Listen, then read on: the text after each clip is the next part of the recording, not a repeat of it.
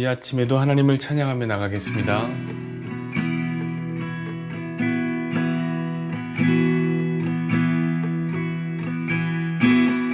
나는 하나님을 예배하는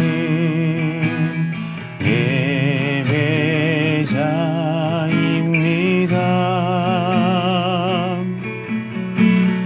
내가 서 있는 곳 어디서나 하나님을 예배합니다. 내 영혼 거룩한 은혜를 향하여 내 마음 완전한 하나님 향하여 이곳에서 바로 이 시간 하나님을 예배합니다.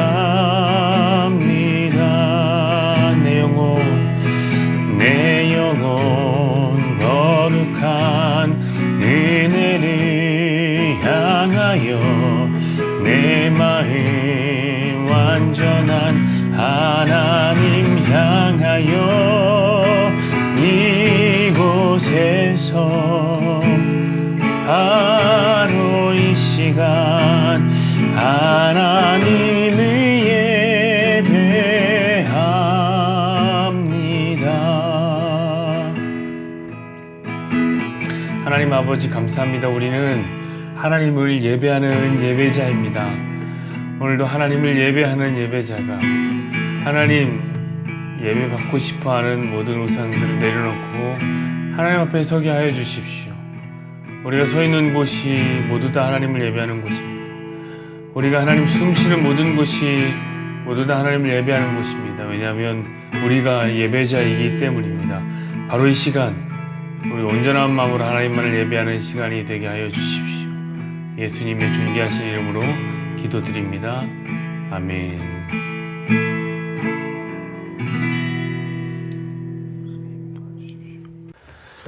반갑습니다. 오늘 사사기 말씀 8장 26절에서 27절까지의 말씀을 제가 읽어드리겠습니다.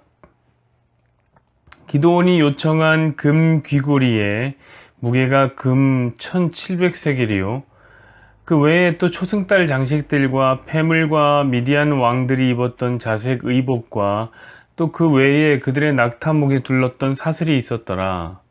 기드온이 그 금으로 에봇 하나를 만들어 자기의 성읍 오브라에 두었더니 온 이스라엘이 그것을 음란하게 위함으로 그것이 기드온과 그의 집의 올무가 되니라.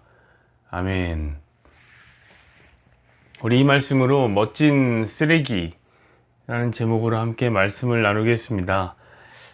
오늘은 서론이 없이 바로 본론으로 들어갑니다. 여러분, 기드온은 오늘 백성들에게 금을 요구하고 있습니다. 그것도 금 1700세겔을 요구하였습니다. 여러분, 한 세겔은 어느 정도 무게냐면 한 11.5g 정도 되는 거예요. 한 세겔이 한 3돈 정도가 되는 겁니다. 그러면 금 1700세겔이면 한 사람 한 19,550g 정도가 되는 거거든요. 이거 오늘날로 바꾸면 어느 정도냐면 한 12억 정도가 되는 돈이겠습니다. 근데 이제 시대마다 금의 시세들은 다 다르죠.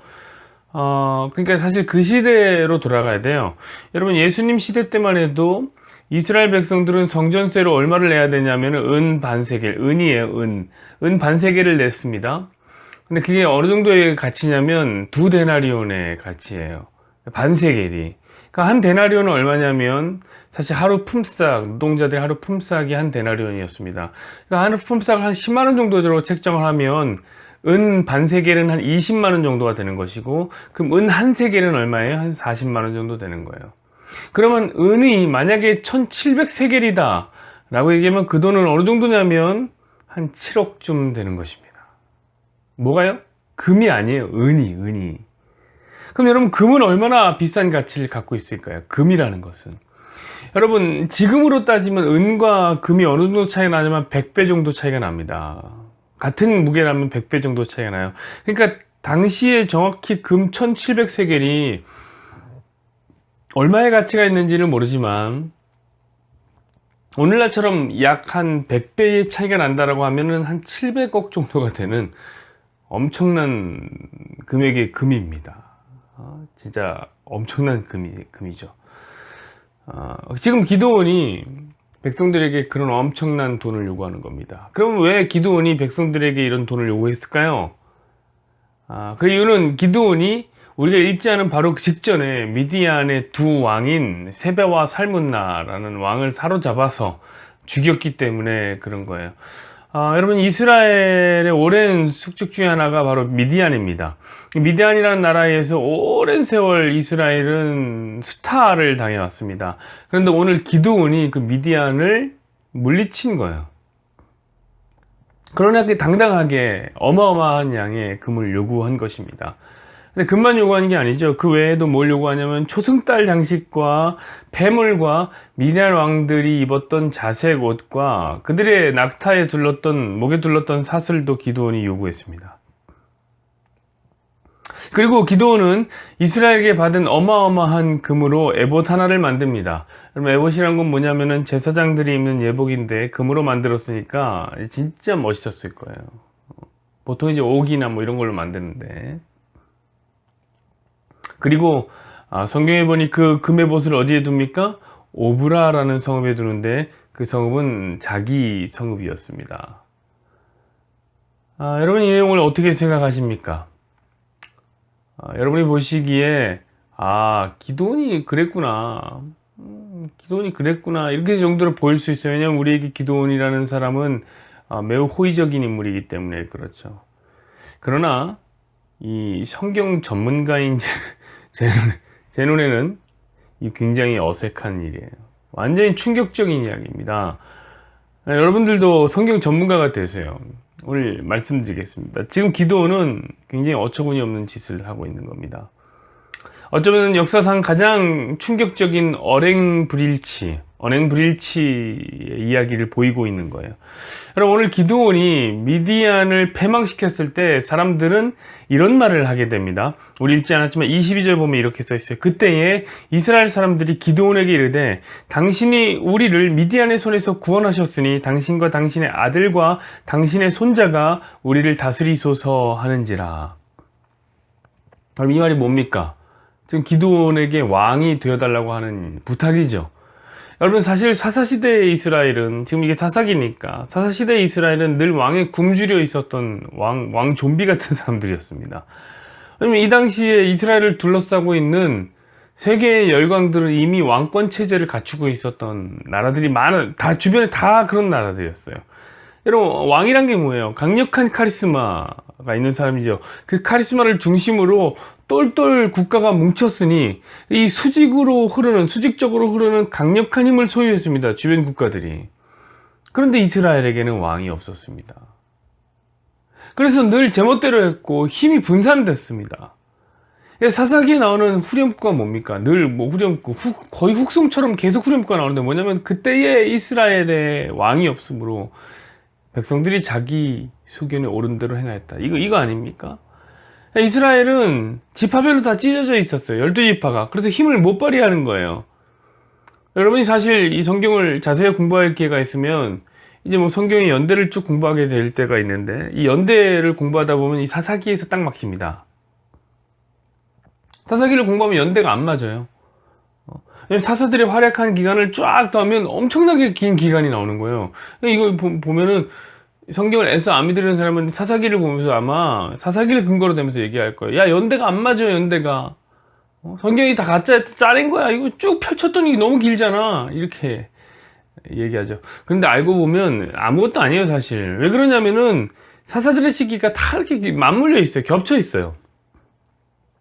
왜냐면 사사시대 그때의 이스라엘은 하나의 완성된 왕권 국가가 아니라 12개로 찢어져 있었던 일종의 연맹체제와 같은 형식이었습니다. 그래서 사사들이 각 지파에서 우후죽순으로 막 일어나서 활약했던 그런 거예요. 그러니까 시간을 일직선으로 놓고 펼치면 안 돼요. 같은 시대에 다양한 사사가 활약했다라고 알고 계시면 되겠습니다. 중요한 것은 왕이 없었기 때문에 그런 거예요. 왕이 없었기 때문에. 그래서 이스라엘은 늘 왕이 고픈 사람들이었죠. 근데 기드온이라는 걸출한 인물이 나타난 겁니다. 그는 강력한 왕권 국가였던 미디안의 두 왕을 체포하고 생포하고 죽인 용사 중에 용사였습니다. 이 사람들이 기드온을 왕으로 삼고 싶어하는 건 너무나 당연한 거였어요. 아마 이렇게 생각했어요. 그렇지, 우리에게도 왕이 참 필요했었는데 하나님이 우리를 다스릴 왕을 보내주셨구나. 기드온 같은 왕이 어딨냐. 그런 어떤 소망을 담아서 우리를 다스려 달라고 말한 겁니다. 당신의 아들이, 당신의 손자가 우리의 왕이 되어 주소서 얘기했던 거죠. 기드온이라는 인물은 정말 멋있는 사람입니다. 이 왕을 구하는 이스라엘에게 정답을 얘기하는 거예요. 23절에 보면 이렇게 써 있으면, 기드온이 그들에게 이르되 내가 너희를 다스리지 아니하겠고 나의 아들도 너희를 다스리지 아니할 것이요 여호와께서 너희를 다스리리라 하시니라. 여러분, 이 말이 뭡니까? 나 왕 안 한다 이 말이야. 나 왕 안 해. 내 아들도 안 해. 내 손자도 안 해. 야, 누가 너희의 왕이시냐? 누가 너희를 다스리시냐? 살아계신 하나님이 아니냐? 저분만이 너희의 왕이시다. 와, 이런 멋진 고백을 하는 거예요. 여러분, 보통 이런 고백을 할 때 왕건 같은 드라마 보면 우리 최수종 집사님 이런 대사 많이 하는데, 최수종 집사님 이런 대사 실 때면은 늘 장엄한 음악이 뒤에서 쫙 깔리죠. 그리고 카메라 워킹이 나를 중심으로 쫙 나를 계속 뺑글뺑글 도는 거예요. 백성들의 관점에서. 그러면서 슬로우로 찍힌 장면이 이런 장면일 거예요. 굉장히 멋진 장면이죠. 야, 하나님을 왕으로 모시고 사는 저와 여러분 같은 그리스도인들의 가슴에 불을 지피는 고백이에요. 맞습니다, 여러분. 세상 어떤 카리스마를 가진 사람도 우리의 왕이 될 수는 없는 것입니다. 성도의 왕은 우리 모두가 주라고 고백하는 주인이라고 고백하는 예수님밖에 없는 것입니다. 기도원의 고백은 정말 성도다운 고백이었습니다. 그리고 저는 하마터면 기도원을 존경할 뻔했습니다. 여러분, 하나님은 오늘도 어김없이 기도원의 성전을 무너뜨리고 있는 중이에요. 여러분, 성경은 위인전이 아닙니다. 오늘 하나님에 의해서 기드온의 정체가 발각당하고 있는 중이에요. 여러분, 사실 기드온은 왕하고 싶었던 겁니다. 왕이 하고 싶었던 거예요. 자, 왕 안 하겠다, 나 왕 안 하겠다라고 왕을 거부한 기드온은 오늘 백성들에게 돈을 요구했습니다. 자그마치 금 1700세겔을 요구했습니다. 여러분, 이건 믿을 수 없는 이야기예요. 진짜 앞뒤 안 맞는 얘기예요. 여러분, 전쟁 후에 돈을 요구하는 것은 누가 하는 거죠? 왕들이 제후에게 하는 일들이란 말이에요. 일종의 전리품을 깎는 형태입니다.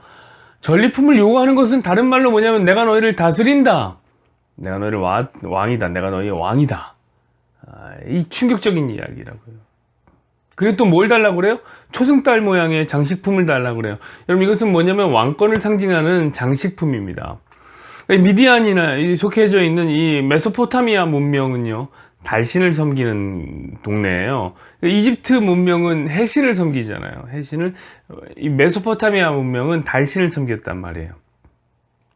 당연히 다른 신적인 권한을 갖고 있는. 그럼 초승달은 뭐예요? 좀 작잖아요. 이렇게 생긴. 그러니까 이건 왕의 힘을 상징하는 장식품이었습니다. 기드온이 이거 내놓으라고 한 거죠. 나 왕 안 한다고 하면서. 소름 돋는 장면이에요. 내가 왕이라는 거지, 사실은. 그것도 뭐 달라고 합니까? 왕이 입는 자색옷을 달라는 거예요. 야, 이거 그냥 아예 대놓고, 야, 왕자리는 내 거다. 건들면은 큰일 난다라고 얘기하는 겁니다. 그리고 또 그 왕들이 낙타의 목에 메었던 장식, 사슬까지도 달라고 하는 거예요. 여러분, 메소포타미아 문명에서 이동수단으로서 낙타는 매우 중요한 위치를 차지하고 있죠. 왜냐면 이 동네나 팔레스타인이나 전부 사막지대가 많은데, 낙타는 정말 소중한 동물이에요. 근데 그 낙타의 목에 사슬을 막 두른, 이거는 왕을 상징하는 거예요. 왕을 상징하는. 그러니까 지금 기드온은 내가 왕이라고, 자기가 왕이라고 무엇으로 말하는 거예요? 행동으로 말하고 있는 중이에요. 사실 입으로는 멋있게 나 왕 안 해 라고 해놓고선 삶으로는 뭘 하고 있는 거예요? 내가 왕이다 라고 하고 다니는 거나 다름이 없는 거예요. 여러분, 그런 기드온이 무엇을 만듭니까? 오늘 보니까 바로 금 에봇을 만드는 거예요. 여러분, 에봇이 뭡니까? 에봇은 제사장들이 입는 옷이에요. 예복. 여러분 이스라엘은 어떤 사회죠? 재정일치 사회라고 하는데 그건 뭐냐면은 이 제사장들이 정치와 이렇게 하나가 돼서 종교 지도자들이 국가 지도자의 자리를 차지합니다. 그러니까 제일 가는 국가의 지도 권력이 누구냐면 대제사장이 나라를 다스리는 거죠. 그럼 대제사장은 누가 합니까? 아론의 자손들만 하는 거예요. 근데 기드온이 오늘 에봇을 만들었단 말이에요. 이 말은 뭐냐면 내가 제사장 하겠다 라는 거예요. 내가 그러면 뭘 하겠다고요? 이스라엘 너희가 너희를 다스리겠다 라고 얘기하는 거예요. 근데 그것도 보통 이제 뭐 제가 말씀드린 옷 같은 걸로 만드는데 앞에 이 에봇을 근데 이제 금으로 만든 1700세겔이나 되는 엄청난 돈으로 에봇을 만든 거예요. 이건 뭐죠? 나라는 제사장은 다르다 이거예요. 나는 완전히 럭셔리한 제사장이요 럭셔리한 왕이라는 거예요. 그냥 금으로 플렉스를 해버린 것이 뭡니까? 그리고 그 에봇을 어디다 둡니까? 자기의 성읍인 오브라라는 곳에 두는 거예요. 여러분 원래 에봇은 어디에만 있어야 되는 거예요? 원래는 성막이 있는, 그래서 제사장들이 사는 실로에만 있어야 되는 거예요. 실로에. 그런데 금으로 플렉스한 이 기드온이 에봇을 자신의 성읍 오브라에 둔 것입니다. 이 말은 두말할 것 없어요. 그냥 내가 너희를 다스리는 왕이다 라고 말하는 겁니다. 여러분 이게 충격적인 거예요. 저는 기드온을 보며 충격을 받았습니다. 그는 언행불일치 아이콘이 된 거예요 사실은. 그리고 그가 만든 금 에봇을 보면서 저는 이런 생각을 했습니다. 금 에봇을 한번 상상해 보세요. 1700세겔로 만든 금 에봇. 저는 그걸 보면 이런 생각이 듭니다. 진짜 멋진 쓰레기를 만들었구나. 어마어마한 돈을 들여서 700억 정도의 돈을 들여서 진짜 반짝반짝 빛나는 쓰레기를 만들었구나. 사랑하는 여러분, 교만이라는 것은 바로 이런 것입니다. 교만은 자기를 가장 빛나는 금으로 금칠을 하고 온갖 좋은 것으로 자기를 꾸미는 거예요. 오늘날은 뭐 두말할 것 없이 자기를 꾸미는 시대죠. 자기 PR 시대, 스웩이나 플렉스 같은 표현이 너무 자연스러운 거죠. 이제 총선 아닙니까? 길거리를 나가 보십시오. 아주 그냥 확성기되고 자기들을 자랑하는 내용들을 얘기하고 다닙니다. 선전문들을 보면은 막 자기가 해놓은 것들을 써놨습니다. 근데 그들이 자랑하는 얘기들을 다 합치고 보면 대한민국은 이미 천국이었어야 됩니다. 온갖 자랑이 난무하는 시대입니다. 그리고 그게 자연스러운 시대예요.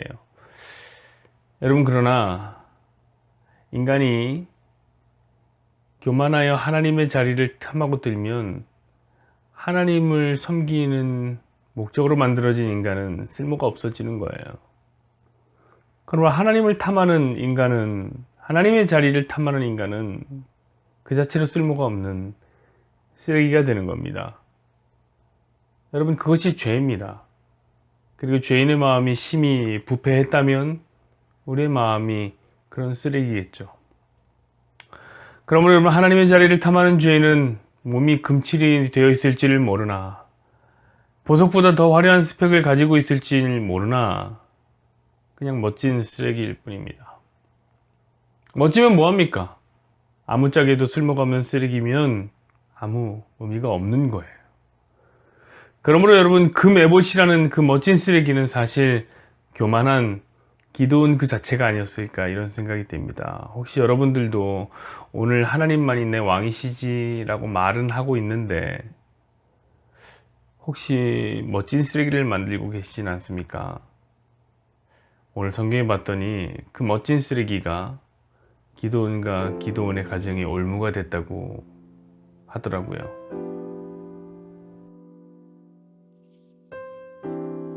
여호와는 내게 복을 주시고 너를 지키시기를 원하며, 여호와는 그의 얼굴을 내게 비추사 은혜 베푸시기를 원하며, 여호와는 그 얼굴을 내게로 향하여 드사 평강 주시기를 원하노라.